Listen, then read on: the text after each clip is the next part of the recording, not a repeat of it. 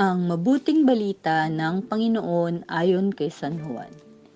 Kinagabihan ng linggo ding iyon, ang mga alagad ay nagkakatipon. Nakapinid ang mga pinto ng bahay na kanilang pinagtitipunan dahil sa takot nila sa mga Hudyo.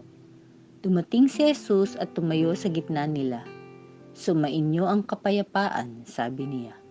Pagkasabi nito, ipinakita niya ang kanyang mga kamay at ang kanyang tagiliran. Tuwang-tuwa ang mga alagad nang makita ang Panginoon.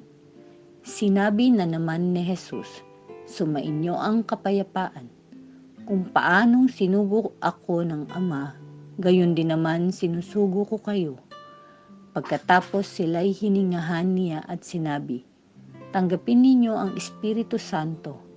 Ang patawarin ninyo sa kanilang mga kasalanan ay pinatawad na nga, ang hindi ninyo patawarin ay hindi nga pinatawad." Ngunit si Tomas na tinaguri ang kambal, isa sa 12, ay wala roon nang dumating si Jesus.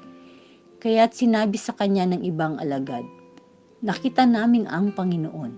Sumagot si Tomas, "Hindi ako maniniwala hanggat di ko nakikita ang butas ng mga pako sa kanyang mga kamay at naisusuot dito ang aking daliri, at hanggat hindi ko naipapasok ang aking kamay sa kanyang tagiliran."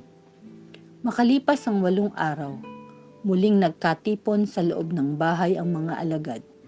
Kasama nila si Tomas.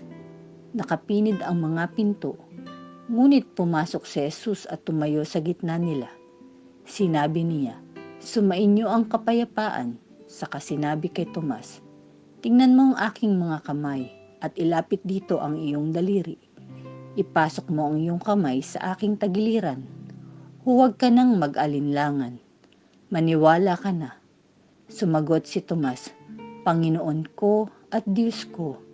Sinabi sa kanya ni Jesus, "Naniniwala ka na ba sapagkat nakita mo ako? Mapapalad ang mga naniniwala kahit hindi nila ako nakita." Marami pang kababalaghang ginawa si Jesus na nasaksihan ng mga alagad. Ngunit hindi ang natala sa aklat na ito.